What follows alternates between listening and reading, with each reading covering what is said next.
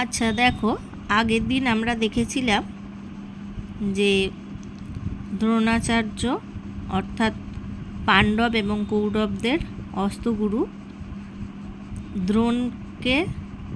দ্রোণ একলব্যকে অস্ত্র শিক্ষা দিতে রাজি হননি। এর পরের প্যারাগ্রাফ থেকে আমরা পড়ব। দেখো, সেকেন্ড প্যারাগ্রাফটা পড়ছি। এটা যেহেতু বড় আছে তাই এটা তোমাদেরকে 3 দিনে পড়াচ্ছি। দেখো, অথ একলব্যঃ মনো দুঃখেন অরণ্যে প্রবিশ্য দ্রোণস্য মৃন্ময়ী মূর্তিং নির্মায় তস্য পুরতঃ অস্তানুশীলনম অকরৎ।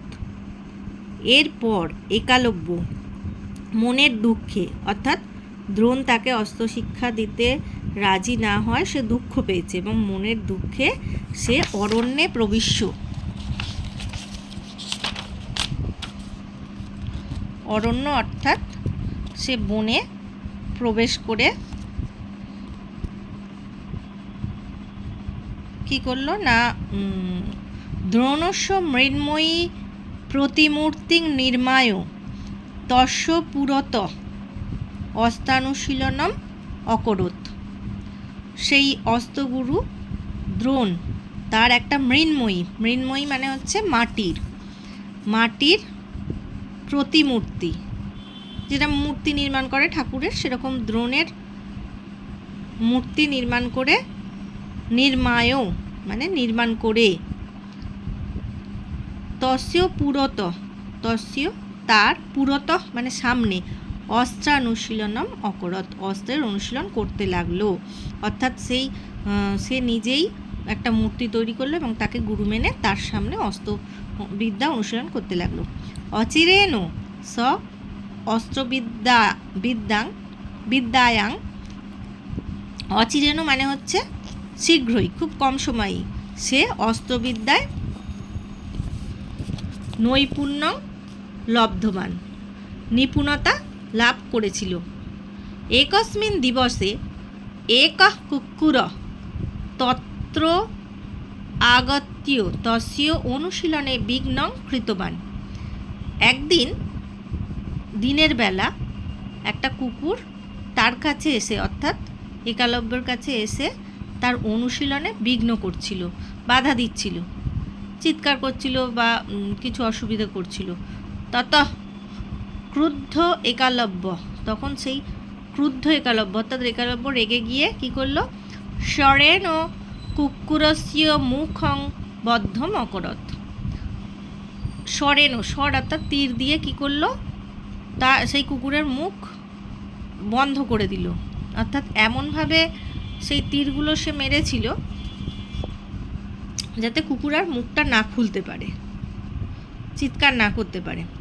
স্বরবিদ্ধ কুকুরস্য মুখাত, সেই স্বরবিদ্ধ কুকুরের মুখ থেকে ন রুধিরং পতিত স্ম, এটা পতিত স্ম হবে না, পততি স্ম হবে। আর যদি পতিতই শুধু হয় বিসর্গ পড়ে তাহলে ওটা ঠিক আছে, যদি স্ম হয় তাহলে এখানে পততি হবে, রুধিরং পততি স্ম। এবার দেখো, তাহলে এমনভাবে তাকে তীরবিদ্ধ করেছিল যে তার মুখ থেকে কিন্তু এক ফোঁটাও রুধির অর্থাৎ রক্ত শোণিত পড়েনি।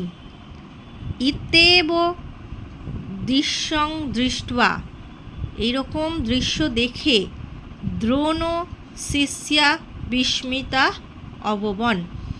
দ্রোণ অর্থাৎ দ্রোণাচার্যের, অস্ত্রগুরু দ্রোণাচার্যের শিষ্যরা অর্থাৎ ওই পাণ্ডব এবং কৌরবেরা বিস্মিতা অববৎ, তারা আশ্চর্য হয়েছিল, বিস্মিত হয়েছিল। তে অরণ্যে অনুসন্ধানং কৃত্বা, তে অর্থাৎ ওই কৌরব এবং পাণ্ডবরা অরণ্যে বনে অনুসন্ধান করে খুঁজে কি পেল, একলব্যম অপশ্যৎ, একলব্যকে দেখতে পেল। তৃতীয় পাণ্ডব অর্জুনম